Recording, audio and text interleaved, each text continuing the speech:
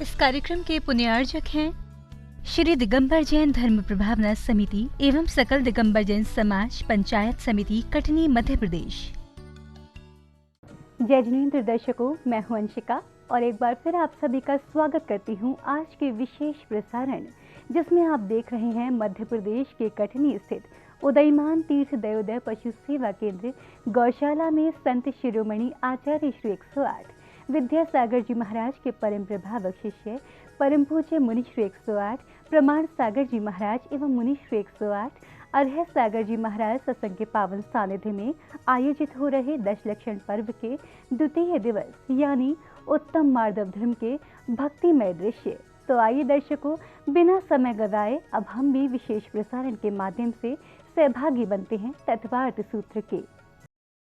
तो आप सभी व्यवस्थित तैयार हो जाएं और मैं गुरुदेव के चरण कमलों में प्रार्थना निवेदित करूं। इसके पूर्व हम सभी गुरुदेव के चरण कमलों में त्रिबार नमोस्तु निवेदित करते हुए उनके मंगल में आशीर्वाद से अपने को धन्य करेंगे। तो हाथ जोड़िए, मस्तक झुकाइए और बोलिए मेरे साथ, नमोस्तु गुरुदेव, नमोस्तु गुरुदेव, नमोस्तु गुरुदेव। हे गुरुदेव, ग्रंथराज तत्वार्थ सूत्र के द्वितीय अध्याय के हाथ से हम लोगों को परिचित करा के कृतार्थ करें। नमो अरिहंतानम नमो सिद्धानम नमो आयरियानम नमो वज्रायानम नमो लोये सवसाहुनम नमो लोये सवसाहुनम एषो पंचनमोयारो एषो पंचनमो यारो सवपावपनाशिनो सवपावपनाशनो मंगलारं च सवेशिं मंगलारं च सवेशिं परमं होयि मंगलम् परमं होयि मंगलम् मोक्षमार्गस्य नेतारम् मोक्षमार्गस्य नेतारं भेत्तारं कर्मभूभृताम् भेत्तारं कर्मभूरताम् ज्ञातारं विश्वतत्त्वानां ज्ञातारं विश्वतत्त्वानां वन्दे तद्गुणलब्धये वन्दे तद्गुणलब्धये। जय बोलो देवादिदेव 1008 श्री भगवान महावीर स्वामी की जय जय जय। 10 लक्षण धर्म की जय जय जय। परम पूज्य आचार्य गुरुवर श्री विद्यासागर जी महाराज की जय जय जय। बोलिए परम पूज्य 100 मुनिवर श्री प्रमाण सागर जी महाराज की जय जय जय। मुनिवर श्री अरह सागर जी महाराज की जय जय जय। नमोस्तु गुरुदेव। 10 लक्षण पर्व का दूसरा दिन और आज तत्वार्थ सूत्र के दूसरे अध्याय की चर्चा। इस अध्याय में जीव तत्व की विवेचना है और यहाँ जीव के भाव और लक्षण का वर्णन करते हुए जीव की विविध अवस्थाओं, उनकी शरीर की संरचना और एक जन्म स्थान से दूसरे जन्म स्थानों तक जाने की प्रक्रिया की बड़ी अच्छी विवेचना इस अध्याय में है। सबसे पहले सूत्र में आचार्य महाराज जीव के भीतर उत्पन्न होने वाले भावों का उल्लेख करते हुए कहते हैं, औपसमिकच्छायिको भावो मिश्रस्य जीवस्य स्वतत्वमोदैकपारिणामिकौ च।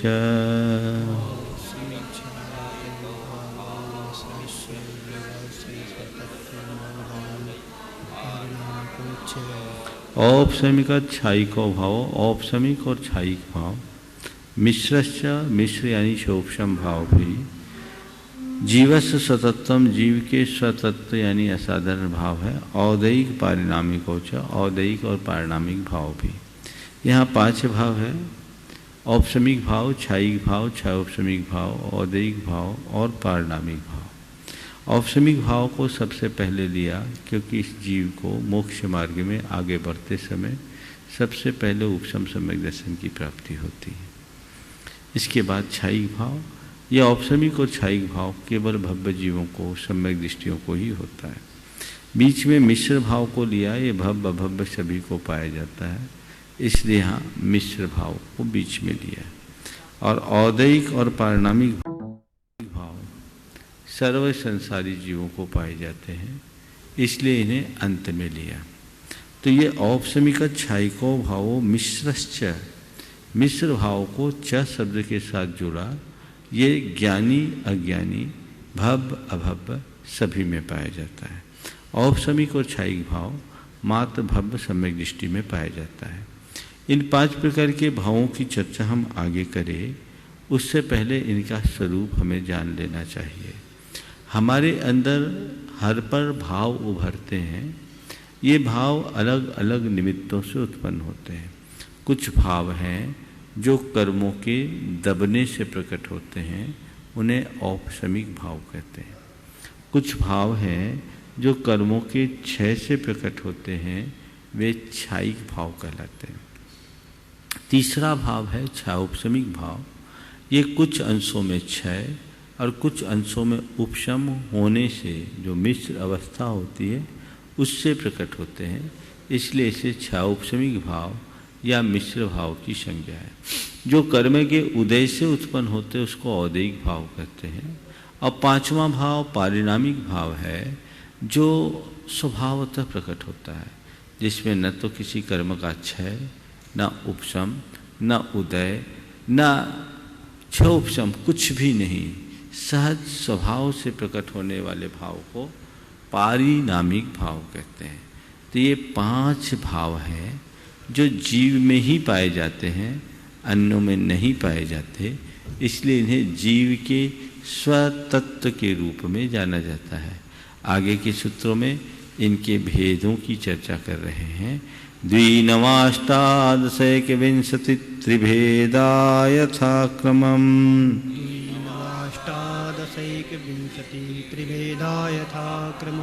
ये यथाक्रम से 2, 9, अष्टादश यानी 18, 21, 21 और त्रि यानी 3 भेद वाले हैं। और औपसमिक भाव 2 प्रकार का, छायिक भाव 9 प्रकार का, क्षोपशम भाव 18 प्रकार का, औदैहिक भाव 21 प्रकार का और पारिणामिक भाव 3 प्रकार का है। महाराज बताते जाइए, औपसमिक भाव 2 प्रकार का कौन कौन सा है? तो कहते हैं सम्यक् चारित्रे, सम्यक् चारित्रे। औपसमिक भाव 2 प्रकार का है, औपसमिक सम्यक् और औपसमिक चारित्र्य। यहाँ विशेष बात जानने की है कि 8 कर्मों में एक मोहनी कर्म ही है जिसका उपशम होता है, बाकी सब कर्मों का या तो क्षय होगा और घातिया कर्म जो अन्य बच्चे उनका क्षय उपशम होगा। मोहनी का उपशम भी होता है, तो मोहनी कर्म के उपशम से सम्यक दर्शन भी होता है और मोहनी कर्म के उपशम से सम्यक चारित्र्य भी होता है। तो दर्शन मोहनी कर्म या सम्यक विरोधी कर्मों के उपशम से उत्पन्न होने वाले सम्यक दर्शन को औपसमिक सम्यक कहते हैं। और चारित्र में बाधा उत्पन्न करने वाले समस्त चारित्र मोहनी कर्म के उपशम से होने वाला भाव उपशमिक चारित्र होता है। तो इस प्रकार उपशम भाव 2 ही प्रकार का है, सम्यक और चारित्र के रूप में। छायिक भाव के 9 भेद हैं जिनका उल्लेख आगे के सूत्र में। ज्ञान दर्शन दान लाभ भोगोपभोग वीर्याणि च, ज्ञान दर्शन दान लाभ भोग वीर्याणि च। ज्ञान दर्शन दान लाभ भोग उपभोग और वीर और च शब्द से ऊपर कथित सम्यक्त और चारित्र। संपूर्ण ज्ञानावन कर्म के 6 से जो केवल ज्ञान होता है वो छायिक ज्ञान है। संपूर्ण दर्शनावन कर्म के उदय 6 से जो केवल दर्शन होता है वो छायिक दर्शन है।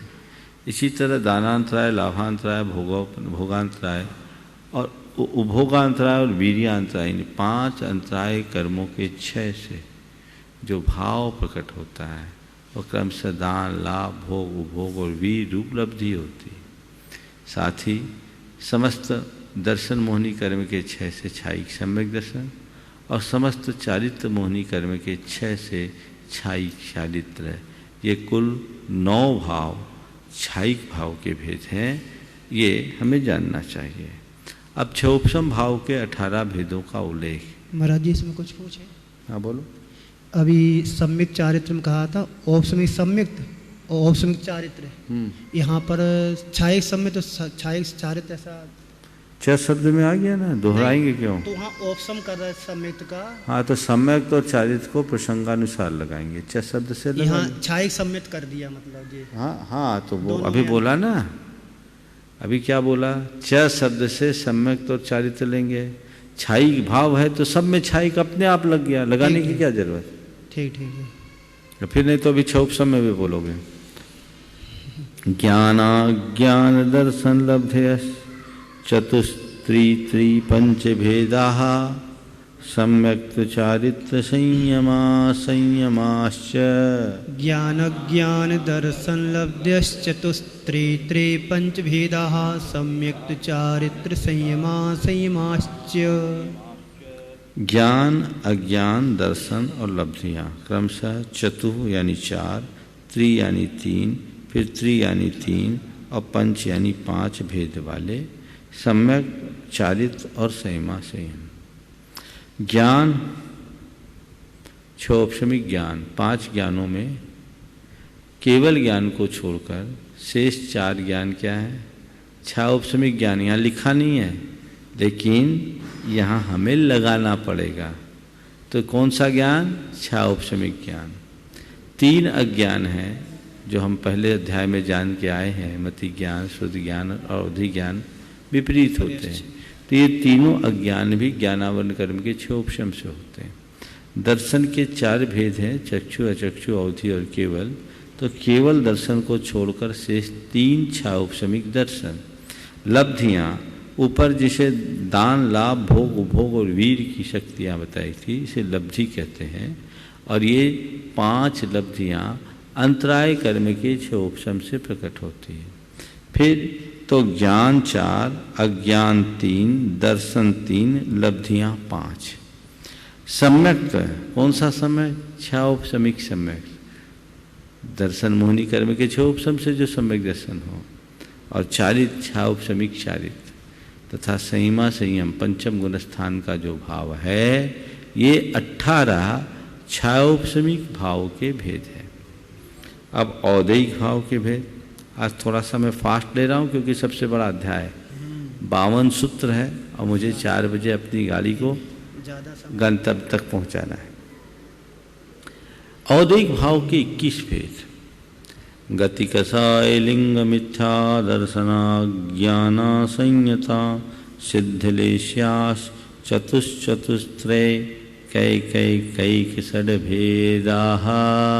गति कसाय लिंग मिथ्या दर्शना ज्ञाना संहिता सिद्धलेस्या चतुस्त्रय कैक षड्भेदाः।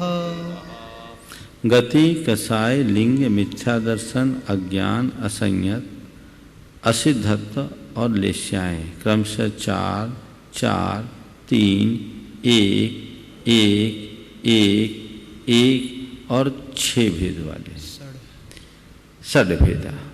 गतियाँ 4 प्रकार की, कसाय 4 प्रकार का, लिंग यानी वेद 1 प्रकार का, मिथ्या दर्शन 1 प्रकार का, अज्ञान 1 प्रकार का, असंयतत्व 1 प्रकार का और असिद्धत्व 1 प्रकार का और 6 लेश्याएँ, ये कुल 21 है।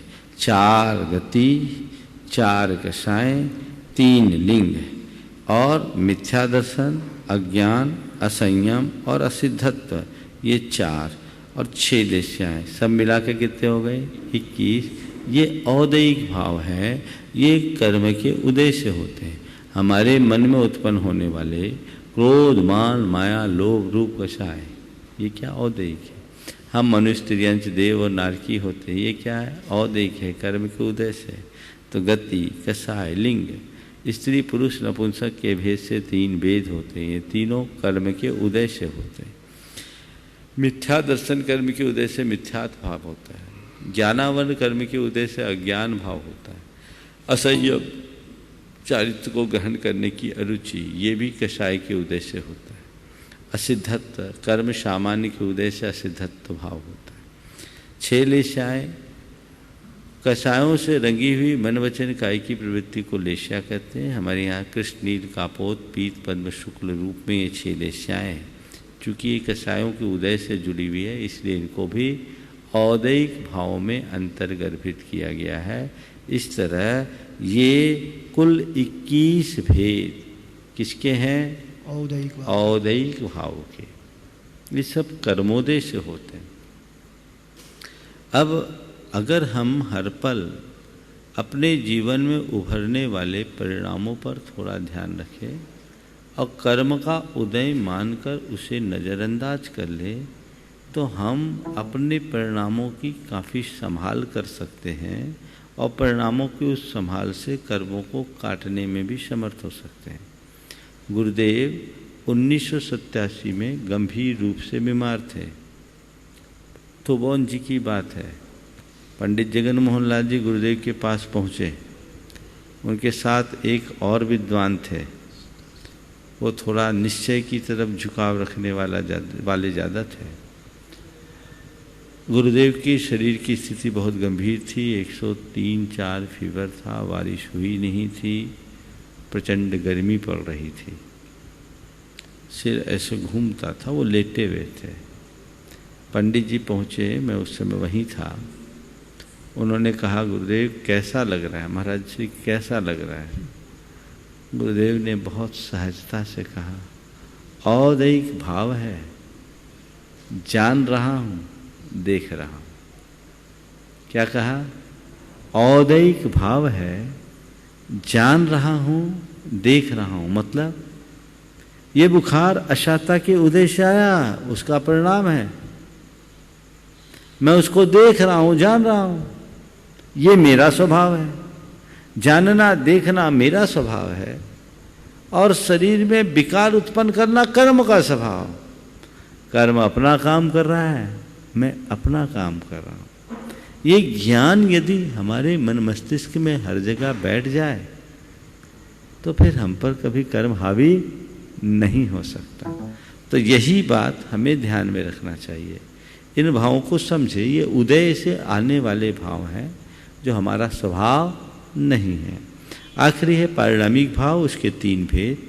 जीव भव्या भव्यत्वानि च, जीव भव्या भवित्वानि च, जीवत्व, भव्यत्व और अभव्यत्व, ये 3 पारिणामिक भाव हैं। च शब्द से अन्य भी अनेक पारिणामिक भावों की चर्चा आगमों में है, लेकिन यहाँ वो उल्लेख्य नहीं है। यहाँ जीवत्व, हमारा जो जीवपना है, ये किसी कर्म के उदय से है क्या? नहीं। किसी के क्षय से है? नहीं। किसी के उपशम से? नहीं। किसी के क्षयोपशम से? नहीं। ये स्वभावतः है। हम जीव हैं इसलिए जीव हैं, ये जड़ है इसलिए जड़ है। जीव भी 2 तरह के होते हैं, भव्य और अभव्य। जो मुक्ति को प्राप्त करने की योग्यता लिए होते हैं वे कहलाते हैं भव्य, और जो मुक्ति की प्राप्ति की योग्यता से रहित होते हैं वे कहलाते हैं अभव्य। तो दोनों तरह के जीव होते हैं इस संसार में। जो भव्य है वह अनादि से भव्य है, और जो अभव्य है वह अनादि से अभव्य है। भव्यपना और अभव्यपना किसी वजह से नहीं है, एक निर्हेतुक तथ्य है, इसका कोई कारण नहीं है। ये स्वभाव से है, अनादि से है। जैसे स्वर्ण पाषाण को हम प्रोसेस करें तो सोना निकलेगा, लेकिन अंध पाषाण को हम कितना भी तपाए गलाए, उससे सोना निकलने वाला नहीं है। इसी तरह भव्य जीव अगर सही रास्ते पर अंगीकार करके मोक्ष मार्ग में चले तो मुक्ति के अधिकारी हो सकते हैं, लेकिन अभव्य जीव कभी भी मुक्ति की प्राप्ति नहीं कर सकते। उपयोग असाधारण से क्या लें? असाधारण से साधारण असाधारण दो शब्द आते हैं। साधारण असाधारण, साधारण भाव मतलब जो अन्यों में भी पाए जाए उसको बोलते साधारण। असाधारण जो केवल जीव में पाया जाए, तो जीवत्व भव्यत्व अभव्यत्व तो ये केवल जीव में पाए जाते हैं। यहाँ अच्छा शब्द से एक और परिणाम आता है जिसको पारिणामिक भाव में शास्त्रों में लिया है, वो साधन भाव। चूँकि वो मोहनी कर्म में उसमें किसी का रोल नहीं है इसलिए उसको लिया। मैंने यहाँ ज़्यादा विस्तृत विवेचना की अपेक्षा न रखते हुए उसको गौण किया। उपयोगो लक्षण उपयोगो लक्षणम सद्विविधोष्ट चतुर्भेद सद्विविधोष्ट चतुर्भेद। उपयोग जीव का लक्षण है। क्या है लक्षण? किसको बोलते हैं? जिससे जीव की पहचान, व्यक्ति या वस्तु विशेष की पहचान हो, उसका नाम है लक्षण। कोई जीव है या नहीं इसे हम कैसे जानेंगे? तो जिसमें उपयोग है वो जीव है, जो उपयोग शून्य है वो जीव नहीं, अजीव है। उपयोग का सामान्य अर्थ आज लोक में यूज है, पर यहाँ उपयोग का अर्थ यूज नहीं। उपयोग एक विशेष पारिभाषिक शब्द है, वो उसी अर्थ में प्रयुक्त है। आत्मा के चैतन्य गुणों का अनुसरण करने वाले परिणाम को यहाँ उपयोग करते हैं। वह चेतन शक्ति जिसके बल पर आत्मा जानता और देखता है उपयोग कहलाता है। तो ये उपयोग जीव का लक्षण है। सद्विविधोष्ट चतुर्भेद है, वह उपयोग दो प्रकार का है। अष्ट चतुर्भेद 8 और 4 के भेद से। उपयोग मूलतः दो प्रकार का है, ज्ञानोपयोग और दर्शनोपयोग। ज्ञानोपयोग के 8 भेद और दर्शनोपयोग के 4 भेद। जो हम जानते हैं वो हमारे ज्ञान का परिणाम है, लेकिन जानने के पूर्व पदार्थों का जो सामान्य आभास होता है उसे बोलते हैं दर्शन। सामान्य आभास का नाम दर्शन और विशेष आभास का नाम ज्ञान। हमारे जो कुछ भी जानने में आता है, जानने से पहले दर्शन होता है। पहले हम सामान्य आभास करते हैं, फिर उसका विशेष ज्ञान होता है। इसलिए दर्शनोपयोग और ज्ञानोपयोग दोनों पृथक पृथक हैं। तो 5 ज्ञान और 3 अज्ञान की अपेक्षा ज्ञानोपयोग के 8 भेद और दर्शनोपयोग के चक्षु अवधि और केवल दर्शन की अपेक्षा से 4 भेद हैं। इस तरह से मूलतः उपयोग 2 प्रकार का और उनके उपभेदों को मिलाए तो 8 और 4 12 भेद वाला उपयोग होता है। अब जीव के प्रकार संसारिणो मुक्ताश्च। संसारिणो मुक्ताश्च। संसारी और मुक्त के भेद से जीव 2 प्रकार के, संसारी जीव और मुक्त जीव। जो संसार में है, कर्म सहित है, वे संसारी हैं, और जो कर्म रहित है वो मुक्त है। हम आप सब संसारी हैं और मुक्त आत्मा सिद्धालय में विराजमान है। जो सभी कर्मों से मुक्त होते हैं वो मुक्त कहलाते हैं। समनस्का मनस्काः। समनस्का मनस्काः। समनस्का मनस्काः। समनस्का मनस्काः। संसारी जीव समनस्क और अमनस्क के भेद से 2 प्रकार के हैं। समनस्क यानी मन सहित और अमनस्क यानी मन रहित। जो मन सहित जीव कहलाते हैं होते हैं उन्हें संगी भी कहते हैं, और मन रहित जीव असंगी कहलाते हैं। तो मुख्य रूप से जीव के 2 भेद हुए, संसारी और मुक्त। उनमें से संसारी जीवों के 2 भेद हैं, समनस्क और अमनस्क। संसारिणस्त्रस स्थावराः। संसारिणस्त्रस स्थावराः। संसारी जीव के त्रस और स्थावर रूप भी 2 भेद हैं। त्रस जो त्रस नाम कर्म के उदय से युक्त होते हैं, और स्थावर जो स्थावर नाम कर्म के उदय से सहित होते हैं। अब स्थावर क्या है, त्रस क्या है, आगे बताते हैं। पृथिव्यप्तेजो वायु वनस्पतयः स्थावराः। पृथिव्यप्तेजो वायु वनस्पतिः स्थावराः। पृथिव्यप्तेजो वायु वनस्पतयः स्थावराः। पृथिव्यप्तेजो वायु वनस्पतिः स्थावराः। पृथ्वी, अप, तेज, वायु और वनस्पति, ये 5 स्थावर हैं। पृथ्वी कायिक, अप यानी जल कायिक, तेज यानी अग्नि कायिक, वायु कायिक और वनस्पति कायिक। ये जैन धर्म की विशेषता है कि जैन धर्म ने पृथ्वी, जल, अग्नि, वायु और वनस्पति सब में जीवत्व को स्वीकार किया। एक समय था जब लोग वनस्पति में भी जीवत्व नहीं मानते थे। जगदीश चंद्र बसु के प्रयोगों के बाद ये स्पष्ट हुआ कि वनस्पति में भी जीवत्व है। इसी तरह अभी भले विज्ञान इस बात को पूरी तरह नहीं मान पाया है, लेकिन पृथ्वी, जल, अग्नि और वायु में भी जीवत्व है, जैन धर्म ये उद्घोषित करता है। कुछ ऐसे प्रयोग भी हुए हैं जो ये बताते हैं कि आज नहीं कल इनमें जीवत्व की सिद्धि हो सकती है। जो सब प्रकार की पृथ्वी को अपना शरीर बनाकर रहे उसका नाम पृथ्वी कायिक, जो पानी ही जिनका शरीर हो जल कायिक, अग्नि ही जिनका शरीर वो अग्नि कायिक, वायु को जो शरीर बनाकर रहे वो वायु कायिक, और सभी प्रकार की वनस्पतियों को अपना शरीर बनाकर रहने वाले वनस्पति कायिक। पानी पर एक प्रयोग हुआ, एक विज्ञान विकसित हुआ, इमोटोलॉजी।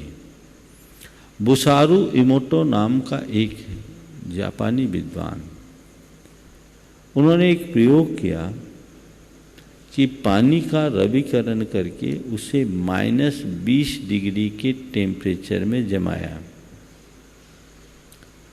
और उसमें क्या किया, सामान्य पानी को अलग अलग बोतलों में रखा गया।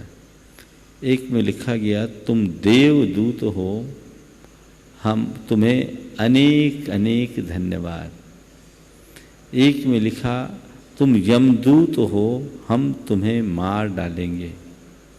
इस प्रकार के सकारात्मक और नकारात्मक वाक्यों का लेबल पानी में लगाया गया और उस पानी को -20 डिग्री के टेम्परेचर में जमाया गया।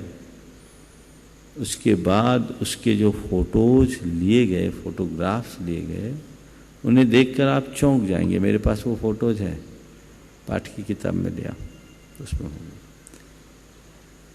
मेरे पास वो फोटोग्राफ्स है, अभी आपको दिखाता हूँ।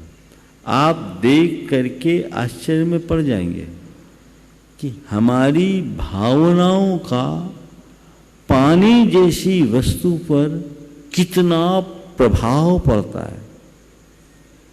जिसमें सकारात्मक बातें लिखकर पानी को धन्यवाद दिया गया, उस पानी में जो चित्र आए, ऐसा चित्र आया मानो खिला हुआ फूल।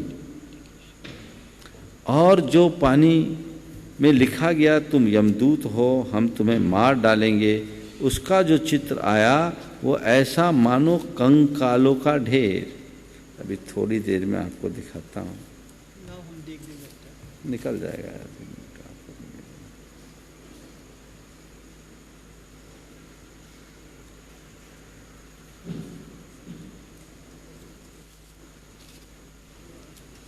अद्भुत घटना है और इसके आधार पर विज्ञान विकसित हुआ इमोटोलॉजी, और उसमें हमारे चिंतन का पानी जैसी वस्तु पर कैसा प्रभाव पड़ता है वो दर्शाया गया। ये देखिए, ये 2 चित्र हैं मेरे पास।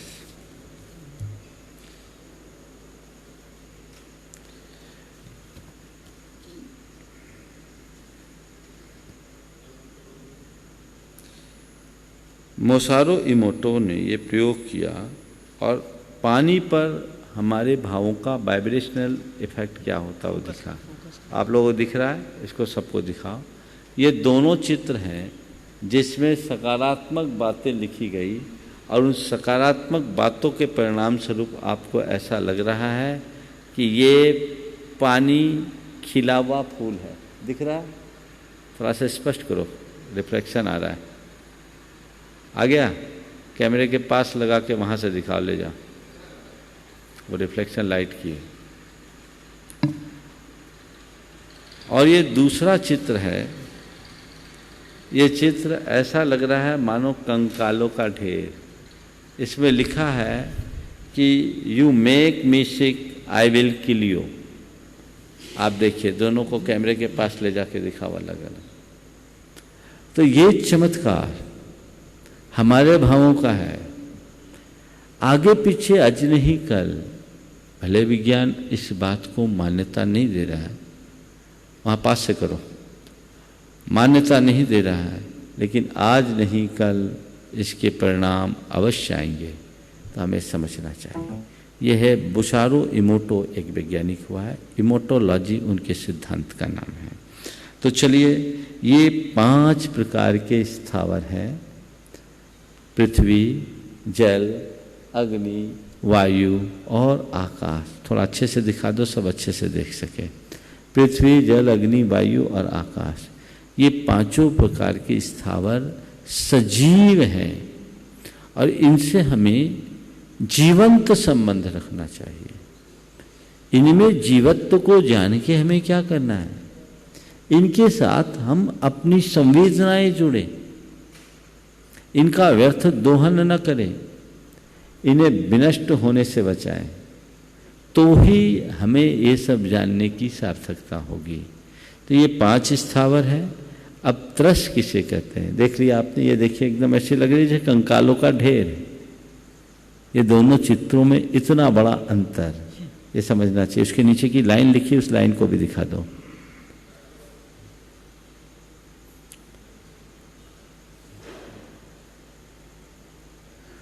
दोनों का, दूसरे वाले के, दूसरे वाले में, उसमें, हाँ, you make me sick I will kill you, ये ऐसे लिखा। और भी बहुत सारे चित्र थे, 2 मेरे संग लिखे। नीचे लिखा है you make me kill ill I will, you make me sick I will kill you, तुम मुझे बीमार बनाते हो, हम तुम्हें मार डालेंगे। और कुछ था, तुम देवदूत हो, तुम्हें धन्यवाद, तुम यमदूत हो, तुम्हें धन्यवाद, मैं तुम्हें मार डालूंगा। इसका वाइब्रेशनल इफेक्ट बहुत चीज समझने की है। चलिए, अब त्रस, द्विंद्रियादयस्त्रसाः, द्विंद्रियादयस्त्रसाः, 2 इंद्रियादि जीव त्रस कहलाते हैं। ये सभी त्रस नाम कर्म के उद्देश्य से युक्त होते हैं। तो 2 इंद्रियादि कौन, कितने? पंचेन्द्रियाणि, पंचेन्द्रियाणि। 2 इंद्रियादि के लेंगे तो इंद्रियां 5 है, तो कहाँ तक चलेंगे? 2 इंद्री से 5 इंद्री तक। अब आपके पास एक नया शब्द आ गया, इंद्री। इंद्री क्या है? संसारी जीव के जानने के साधन का नाम इंद्री है, या जिसके बल पर संसारी प्राणी जानता है उसका नाम इंद्रिय। हम किससे ज्ञान पाते हैं? आँख से, कान से, नाक से, गंध से, मन से। ये सब इंद्रियां हैं और हमारी पहचान भी इन्हीं इंद्रियों के बल पर होती है। तो ये इंद्रियां हैं 5, स्पर्शन, रसना, घ्राण, चक्षु और कर्ण। जिनके पास एकमात्र स्पर्श इंद्री होती है वो एक इंद्री कहलाते हैं। जिनके पास स्पर्श इंद्री के साथ रसना इंद्री है वो 2 इंद्री। जिनके पास स्पर्श और रसना के साथ घ्राण इंद्री यानी नाक होती है वो 3 इंद्री। जिनके पास आँख भी साथ में होती है वो 4 इंद्री। और इन चारों के साथ जिनके पास कान भी सुनने की क्षमता भी होती है वे पंचेंद्री कहलाते हैं। तो ये 5 इंद्रियां हैं, ये 2 प्रकार की हैं। द्विविधानी, द्विविधानी, ये 2 प्रकार की द्रव्येंद्री और भावेंद्री के भेद से। द्रव्येंद्री हमारे आँख, नाक, कान आदि के जो आकार है इसको बोलते हैं द्रव्येंद्री। और इनमें जो हमारा जानने देखने का काम करते हैं वो है भावेंद्री। निर्वृत्तुपकरणे द्रव्येन्द्रियम, निर्वृत्तुपकरणे द्रव्येन्द्रियम। यहाँ निर्वृत्ति और उपकरण के भेद से द्रव्येंद्री के 2 भेद हैं। इंद्रियों की जहाँ संरचना होती है उसको बोलते हैं पुद्गल के जो आकार बनते हैं हमारे इंद्रिय आकार परिणमन, वो निर्वृत्ति है। और उपकरण उसके लिए जो सहायक है, जैसे आँख जहाँ बनी ये तो आँख की निर्वृत्ति है, लेकिन आँख की पलकें, बरौनी आदि की जो है ये उसके उपकरण है। लब्धुपयोगो भावेन्द्रियम, लब्धुपयोगो भावेन्द्रियम। भावेंद्रिय दो प्रकार की है, लब्धि और उपयोग की भेद से। लब्धि किसे बोलते हैं? अर्थ को ग्रहण करने की शक्ति का नाम लब्धि है, यानी इंद्रियों के भीतर जो जानने की शक्ति है वह लब्धि है। और उपयोग जानने की क्रिया, उसका व्यापार। तो आँख से देखना ये उपयोग है, और आँख के भीतर जो देखने की शक्ति है वो लब्धि। तो लब्धि और उपयोग के भेद से भावेंद्रिय दो प्रकार की है। इंद्रियां की नाम और बता दे महाराज। तो स्पर्शन रसन घ्राण चक्षु श्रोत्राणि, स्पर्श रसन घ्राण चक्षु श्रोत्राणि। स्पर्शन रसना घ्राण चक्षु और श्रोत ये 5 इंद्रियों के नाम हैं। इनके काम क्या है? स्पर्श रस शब्द गंध वर्ण, स्पर्श रस गंध वर्ण शब्दास्तदर्थाः। स्पर्श रस गंध वर्ण शब्दार्थ तदर्थाः। स्पर्श रस यानी स्वाद, गंध, वर्ण यानी रंग और शब्द, ये 5 इंद्रियों के अपने अपने विषय हैं। और हर इंद्रिय अपना ही काम करती, दूसरे में इंटरफेयर नहीं करती। श्रुतमनीन्द्रियस्य, श्रुतमनीन्द्रियस्य। श्रुत ज्ञान मन का विषय है, अनिंद्रिय का विषय। ये जो मूल हमारा ये दब्रश्रुत है ये मन का विषय है। वनस्पत्यन्तानामेकम, वनस्पत्यन्तानामेकम। वनस्पति पर्यंत एक इंद्रिय यानी एकमात्र स्पर्श इंद्रिय होती है। सभी स्थावर एक इंद्रिय कहलाते हैं। कृमि पिपीलिका भ्रमर मनुष्यादीनामेकैक वृद्धानि, कृमि पिपीलिका भ्रमर मनुष्यादीनामेकैक वृद्धानि। कृमि पिपीलिका यानी चींटी, भ्रमर, मनुष्य आदि में क्रमशः एक एक इंद्रियां बढ़ती बढ़ती भी है। ठीक है ना? तो 2 इंद्रिय 3 इंद्रिय, 2 इंद्रिय में कृमि, 3 इंद्रिय में चींटी, 4 इंद्रिय में भौरे आदि, 5 इंद्रिय में मनुष्य आदि को लगा लीजिएगा।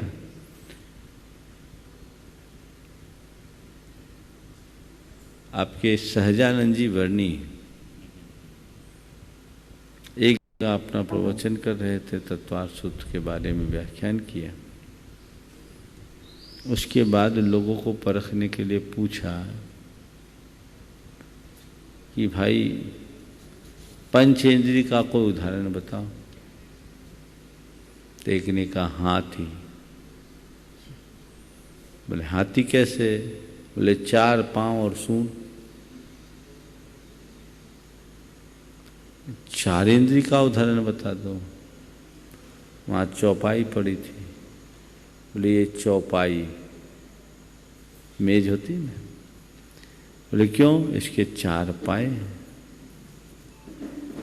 ने बोला अच्छा 3 इंद्रिय के उपाय? तो वहीं एक तिपाई टिकी थी। बोली ये 3 इंद्रिय है। बोले 2 इंद्रिय और बताओ। बोले हम। बोले क्यों? बोले मैं और मेरी पत्नी, हम 2 हैं इसलिए हम 2 इंद्रिय। तो उनने पूछा अच्छा आप 1 इंद्रिय और बता दो। बोले महाराज आप बाल ब्रह्मचारी हो। अच्छा ऐसा गड़बड़ मत कर देना। इनको गंभीरता से समझने की बात है। संगीनः समनस्काः, संगीनः समनस्काः। संगी जीव मन सहित होते हैं या मन सहित जीव संगी कहलाते हैं। इनके अंदर मानसिक संवेदनाएं होती है। ये सब बातों को सीख पढ़ समझ सकते हैं। ये संगी और असंगी भेद केवल त्रियंचों में होता है। त्रियंचों के अतिरिक्त सभी जीव संगी ही होते हैं। त्रियंचों में 1 इंद्रिय से 4 इंद्रिय सभी असंगी होते हैं। और पंचेंद्रियों में कुछ पशु पक्षी संगी और कुछ असंगी होते हैं। विग्रहगतौ कर्मयोगः, विग्रहगतौ कर्मयोगः, विग्रहगतौ कर्मयोगः, विग्रहगतौ कर्मयोगः। जब हमारी मृत्यु हो जाती है तो हमारा ये शरीर तो यहीं छूट जाता है। आगे के सूत्रों में कुछ उसकी ही चर्चा है। हम आगे के सूत्रों तक जाए उससे पहले कुछ खास बातें जानने की है, वो जाने लें। मृत्युपरांत हमारा ये शरीर छूट जाता है, फिर हम नए जन्म स्थान पे जाते हैं। उसकी क्या प्रक्रिया है, तो उसको जानने के पहले हम समझें कि हमारा ये जो दिखने वाला शरीर है एक स्थूल शरीर है। इस स्थूल शरीर के साथ एक सूक्ष्म शरीर भी है। हमारे मूलतः 5 शरीर हैं। 5 शरीरों में हम सबके पास 3 शरीर हैं। एक ये स्थूल शरीर और 2 सूक्ष्म शरीर, जिनकी चर्चा भी आगे आएगी। मरणोपरांत हर प्राणी का स्थूल शरीर छूटता है, लेकिन जो सूक्ष्म शरीर है वो साथ बना रहता है। उस सूक्ष्म शरीर के बल पर हम जैसे कर्म का बंध करते हैं, हमारी आत्मा में जैसे संस्कार होते हैं, वैसे नए जन्म स्थान पर हमारा पहुंचना होता है। हम सूक्ष्म शरीर के बल पर जाते हैं, तो उस शरीर का नाम है कार्बन शरीर। तो यहाँ कह रहे कि मृत्यु हुई, एक जन्म स्थान से दूसरे जन्म स्थान में जाएंगे, तो कैसे जाएंगे? विग्रह गतौ कर्मयोगः। विग्रहे गतौ कर्मयोगः। विग्रह गति किसको बोलते हैं? विग्रह यानी शरीर, शरीर के लिए होने वाली गति को विग्रह गति कहते हैं। मृत्युपरांत नूतन शरीर की प्राप्ति के लिए होने वाली गति का नाम विग्रह गति है। विग्रह गति में कार्बन का योग होता है, यानी उस समय हमारा जो सूक्ष्म शरीर है उसी से हमारी आत्मा का वाइब्रेशन चलता है। तो ये विग्रह गति में कार्बन का योग होता है। तो अब मृत्यु के बाद हम एक गति से दूसरी गति में जाएंगे, तो उस समय हमारी स्थिति क्या होती है? अनुश्रेणी गति। अनुश्रेणी गति। विग्रह गति में हमारा जो गमन होता है अनुश्रेणी, श्रेणी के अनुसार होता है। श्रेणी किसे कहते हैं? आकाश के प्रदेश की पंक्ति को श्रेणी कहते हैं। विग्रह गति में जीव श्रेणी के अनुसार ही गमन करता है। समझ गए? जैसे कपड़े में ताना बाना होता है, ऐसे पूरे आकाश में सूक्ष्म प्रदेशों की पंक्ति है। जीव जब विग्रह गति में होता है तो श्रेणी के अनुरूप जाता है, यानी कहीं भी टर्न लेगा तो 90 डिग्री के एंगल से मुड़ेगा, तिरछे नहीं। समझ गए? तो विग्रह गति में कार्बन का योग होता है। छोटी पुस्तक में एक सुधार अपेक्षित है। इसमें लिखा जीव और पुद्गल का गमन आकाश के प्रदेशों की श्रेणी के अनुसार होता है। ये वाक्य ठीक नहीं है। इसकी जगह सुधार कर लिखिए आकाश के प्रदेश की पंक्ति को श्रेणी कहते हैं।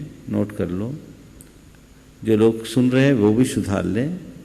आकाश के प्रदेशों की पंक्ति को श्रेणी कहते हैं। विग्रह गति में जीव श्रेणी के अनुसार गमन करता है। आकाश के प्रदेशों की पंक्ति को श्रेणी कहते हैं। विग्रह गति में जीव श्रेणी के अनुसार गमन करता है। अन्य समयों में विश्रेणी गति भी हो सकती है। जैसे अभी मुझे यहाँ से उस कोने में जाना है, तो कोई ज़रूरी नहीं कि मैं 90 डिग्री के एंगल से टर्न लेके जाऊँ, सीधे भी जा सकता हूँ। एक यहाँ से पत्थर फेंकूँ उधर, तो ऐसा नहीं कि पत्थर पहले इधर जाए फिर टर्न ले। लेकिन विग्रह गति जब होगी तो श्रेणी के अनुरूप ही होगी। विमल जी अगले संस्करण में इसको ध्यान रखिएगा और PDF में भी सुधरवा दीजिए। तो आकाश के प्रदेश की पंक्ति को श्रेणी कहते हैं। विग्रह गति में जीव श्रेणी के अनुसार ही गमन करता है। अन्य समयों में विश्रेणी गति भी हो सकती है। अब ये तो हो गया, जब कोई आत्मा मुक्त होता है तो उसकी गति कैसी होती है? अविग्रह जीवस्य। अविग्रह जीवस्य। अविग्रहा जीवस्य। अविग्रहा जीवस्य। जीवस्य यानी मुक्त आत्माओं की गति अविग्रह यानी विग्रह रहित होती है, मोड़ा नहीं। यहाँ विग्रह का अर्थ मोड़ा है, ऊपर विग्रह का अर्थ शरीर था। तो मुक्त आत्माओं की गति सीधी होती है, जहाँ से मोक्ष हुआ वहाँ से सीख ऊपर लोक के अग्रभाग में जाकर वो स्थित हो जाते हैं। और संसारी जीवों के लिए क्या होता है? विग्रहवती च संसारिणः प्राक् चतुर्भ्य। विग्रहवती च संसारिणः प्राक् चतुर्भ्यः। संसारी जीवों की गति विग्रहवती, विग्रह वाली, और च शब्द से बिना विग्रह की भी होती है। यानी संसारी जीव मोड़े से भी जाता है, बिना मोड़ा से भी जाता है। लेकिन कितने मोड़ लेगा? प्राक चतुर्भ्य, 4 से पहले 3। इस संसार में जीव को कहीं से कहीं जाना हो 3 बार से ज़्यादा टर्न लेने की जरूरत ही नहीं है। सीधा ट्रैफिक क्लियर है, समझ गए? ज़्यादा घुमाव नहीं है। एक समया विग्रहा, एक समया अविग्रहा, बिना मोड़े की गति एक समय में होती। यहाँ मरा वहाँ पहुँचा, जिस समय मरा उसी समय पहुँच गया। इसी तरह सिद्धात्मा जिस समय मुक्त हुए उसी समय सिद्धालय पहुँच गए। लेकिन मोड़ा ले तो क्या होगा? एकम द्वौ त्रीन वानाहारकः। एकं द्वौ त्रीन वानाहारकः। 1, 2 अथवा 3 समयों में यह जीव अनाहारक रहता है। आहार किसे बोलते हैं? हमारे इस स्थूल शरीरों के योग्य पुद्गलों को ग्रहण करने का नाम आहार है। 3 शरीर और 6 पर्याप्तियों के योग्य पुद्गलों के ग्रहण को आहार कहते हैं। तो हम लोग हर पल पुद्गल परमाणुओं को ग्रहण करते रहते हैं। अभी हम लोग आहारक है, 24 घंटे ये जारी है। लेकिन यह जीव जब मरता है, मरने के बाद नए शरीर की प्राप्ति के लिए गति करता है, विग्रह गति में रहता है। तो जितनी देर रास्ते में रहता है, मूवमेंट चल रहा है, जितने मोड़े उतना समय, उतने समय तक वह किसी भी पुद्गल परमाणु को ग्रहण नहीं करता, केवल कर्म को ग्रहण करता है। इसलिए उस घड़ी वो अनाहारक होता है। तो एक मोड़ा लेगा तो एक समय रास्ते में, दूसरे समय पहुंचेगा। 2 मोड़ा लेगा तो 2 समय अनाहारक होगा, तीसरे समय पहुंच जाएगा। 3 मोड़ा लेगा तो 3 समय अनाहारक होगा और चौथे समय में पहुंच जाएगा। जो सीधी गति उसमें जीव आहारक ही होता है, विग्रह गति में ही अनाहारक होता है। अब जन्म कैसा होता है? सम्मूर्छन गर्भोपपादा जन्म। सम्मूर्छन गर्भोपपादा जन्म। जन्म 3 प्रकार का, समूर्छन, गर्भ और उपाद। समूर्छन जहाँ माता पिता के रजवीर के बिना वातावरण से ही पुद्गलों को ग्रहण करके शरीर की संरचना हो, उसे बोलते समूर्छन। गर्भ माता पिता के रजवीर के संयोग से होने वाले जन्म को गर्भ जन्म कहते हैं। और उपाद बिना माता पिता के, जहाँ जिस जन्म में उत्पन्न होते ही शरीर पूरी तरह विकसित हो जाए, उसको बोलते उपाद जन्म। योनि सचित्त शीत समृता शीतरा मिश्राश्चैकसस्तद्योनियः। सचित् शीत समृताः शीतरा मिश्राश्चैकसस्तद्योनयः। सचित्त शीत समृत, शेतर यानी उनके उल्टे, अचित उष्ण विपरीत, और मिश्र यानी सचिताचित, शीत उष्ण और समृत विपरीत। ये उनकी योनियाँ हैं। योनि यानी उत्पत्ति का स्थान और जन्म यानी उत्पत्ति। तो हम सबका जो जन्म होता है, ये मूल रूप से 9 प्रकार की योनियाँ बताई है। यही योनियाँ जब विस्तारित करते हैं तो 84 लाख योनियाँ हो जाती हैं। उनमें हम मनुष्यों की 14 लाख योनियाँ हैं, समझ गए? 14 लाख मनुष्यों की योनि है। तो इस तरह से ये योनि की चर्चा हुई। आगे किसको कौन सा गर्भ जन्म किसको होता है? जरायुजांडज पोतानाम गर्भ। जरायुजांडज पोतानाम गर्भ। जरायुज, अंडज और पोत, इनका गर्भ जन्म होता है। जरायुज जिनके ऊपर एक जालवत आवरण होता है, हम आपका सबका जन्म जरायु से होता है। अंडे से उत्पन्न होने वाले अंडज कहलाते हैं। और पोत वे होते हैं जो उत्पन्न होते ही चलने फिरने लगते हैं, उनको पोत कहते हैं। कुछ विशेष प्रकार के पशुओं में ऐसा होता है। कुछ लोग कहते हैं कि हिरण आदि के विषय में ऐसा है। हालांकि मेरी एक दो प्रोफेसरों से चर्चा हुई, उन्होंने नहीं बताया, लेकिन अभी कुछ ऐसे प्राणी हैं जो उत्पन्न होते ही चलना फिरना शुरू कर देते हैं। शेर वगैरह? नहीं, शेर में भी वैसे ही है। हाँ, जिराफ और कंगारू के बारे में ऐसा बोलते हैं। देवनारकाणाम उपादः, देवों और नारकियों में उपाद जन्म होता है। शेषाणाम सम्मूर्छनम, शेष जीवों का सम्मूर्छन जन्म होता है।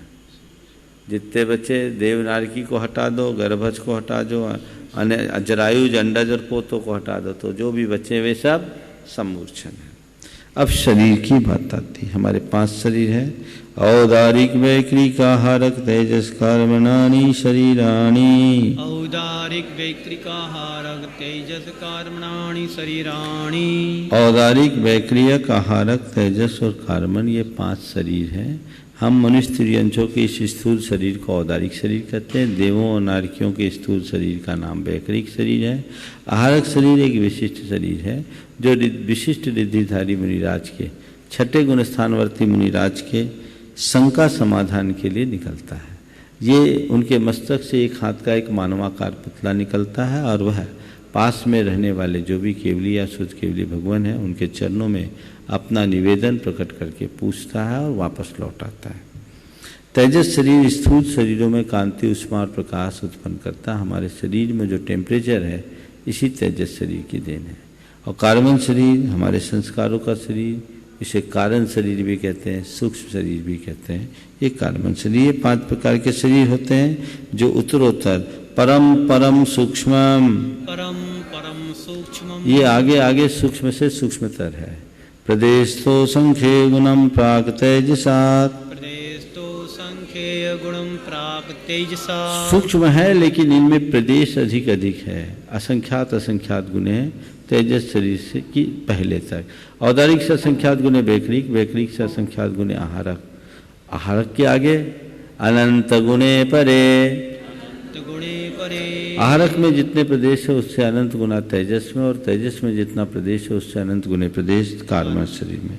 अप्रतिघाते, अप्रतिघाते, अनादि संबंधे च, अनादि संबंधे च, सर्वस्य, सर्वस्य। ये दोनों शरीर प्रतिघात रहित है, यानी ये बेरोक टोक तेजस और कार्बन शरीर कहीं भी जा सकते हैं, इन्हें कोई रोकने वाला नहीं है। और इनका संबंध अनादि से, ये कभी जीव से अलग नहीं होते। मरणोपरांत भी स्थूल शरीर छूटता है, तेजस कार्बन शरीर नहीं छूटता। और ये सभी जीवों के, सभी संसारी जीवों के पाए जाते हैं। तदादीनि भाज्यानि उपदेकस्मिन्ना चतुर्भ्य, तदादीनि भाज्यानि उपदेकस्या चतुर्भ्यः। इन 2 को आदि लेकर एक जीव के एक साथ 4 शरीर तक संभव है। 2 तो तेजस कार्बन है ही, 3 में तेजस कार्बन औदारिक, 3 में तेजस कार्बन वैक्रिक, और 4 होंगे तो तेजस कार्बन औदारिक और आहारक। ऐसे 4 शरीर एक साथ हो सकते हैं। किसी भी जीव को एक साथ 5 शरीर नहीं हो सकता। निरुपभोग मंत्रम, अंत का जो कार्बन शरीर है वो उपभोग रहित है, उसे इंद्रियों के द्वारा ग्रहण नहीं किया जा सकता। गर्भ समूर्छनजमाद्यम, पहला औदारिक शरीर गर्भज और समूर्छन से संपूर्ण समूर्छन जीवों का होता है। गर्भज और समूर्छन जीवों का शरीर औदारिक शरीर है। औपादिकम वैक्रियकम, औपादिकम वैक्रिकम, उपाद जन्म वाले देवों और नारकियों का शरीर वैक्रियक होता है। लब्धि प्रत्ययम च, लब्धि प्रत्ययम च, वैक्रिक शरीर देवों और नारकियों को तो होता ही है, पर लब्धि प्रत्यय भी होता है। और उस लब्धि या रिद्धि के विशेष प्रभाव से किन्हीं किन्हीं मनुष्यों और कुछ त्रियंचों को भी वैक्रिक शरीर होता है। विष्णु कुमार मुनिराज को वैक्रिक लब्धि थी। ऐसे चक्रवर्ती के पास 96,000 रूप बनाने की क्षमता होती है।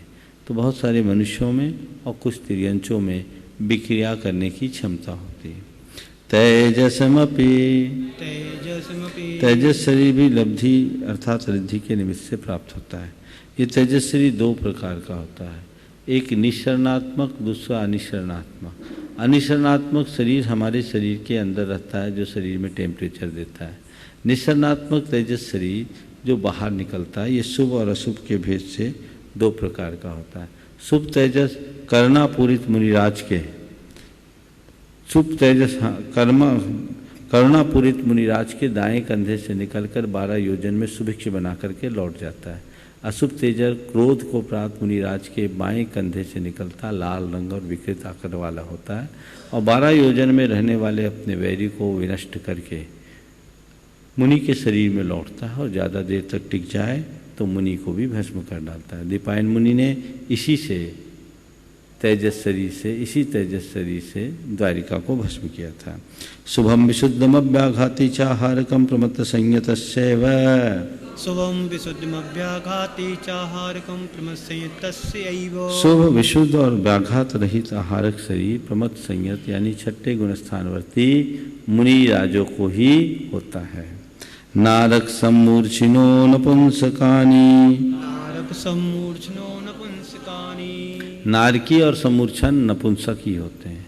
न देवाहा, न देवा, देव नपुंसक नहीं होते हैं। शेषास्त्रिवेदाः, शेषास्त्रिवेदा, शेष जीव 3 वेद वाले होते हैं, माने एक भाव में 3 वेद नहीं, कोई स्त्री, कोई पुरुष, कोई नपुंसक। अंतिम सूत्र, औपादिक चरमोत्तम देहा संख्ये वर्षायुषो नपवर्तयायुष, औपादिक चरमोत्तम देहा संख्ये वर्षायुषो नपवर्तयायुषः। औपादिक यानी उपाद जन्म वाले देव और नारकी, चरमोत्तम देहा यानी तीर्थंकर, असंख्येय वर्षायुष यानी भोग भूमि के जीव, ये अनपवर्त आयुष को होते हैं, यानी इनका अकाल मरण नहीं होता। इसका मतलब बाकी का होता है। तो शेष जीवों का अकाल मरण भी हो सकता है। अकाल मरण के अनेक निमित्त बताएं आचार्य कुंद ने लिखा, विष भेयन रत्तक्षय भय सत्त गहन संकले से ही आहार उच्छ्वासानाम निरोहना छिज्य दे आओ, कि विष की वेदना से, रक्त के क्षय से, भय से, शस्त्र के आघात से, संक्लेश से, आहार पानी आदि के निरोध से यह जीव अब मृत्यु को प्राप्त करता है, इससे आयु का क्षय होता है। इसी तरह अनय प्रसंगे ही विवेही अपमिच्चु महादुखम पत्तोसी अनंतो धीरो, हे धीर, इन सब निमित्तों से तुमने अनंतों बार अपमृत्यु के महादुख को भोगा है। तो अकाल मरण होता है, उसे हम नकार नहीं सकते। राजवाटिकार ने लिखा, अगर अकाल मरण को न माने तो आयुर्वेद और रसायन शास्त्र, चिकित्सा शास्त्र सब व्यर्थ हो जाएंगे। इस प्रकार तत्वार्थ सूत्र का दूसरा अध्याय यहीं पर पूर्ण हुआ। बोलिए परम पूज्य आचार्य गुरुवर श्री विद्यासागर जी महाराज की बोल। इस कार्यक्रम के पुण्यार्जक थे श्री दिगंबर जैन धर्म प्रभावना समिति एवं सकल दिगंबर जैन समाज पंचायत समिति कटनी मध्य प्रदेश।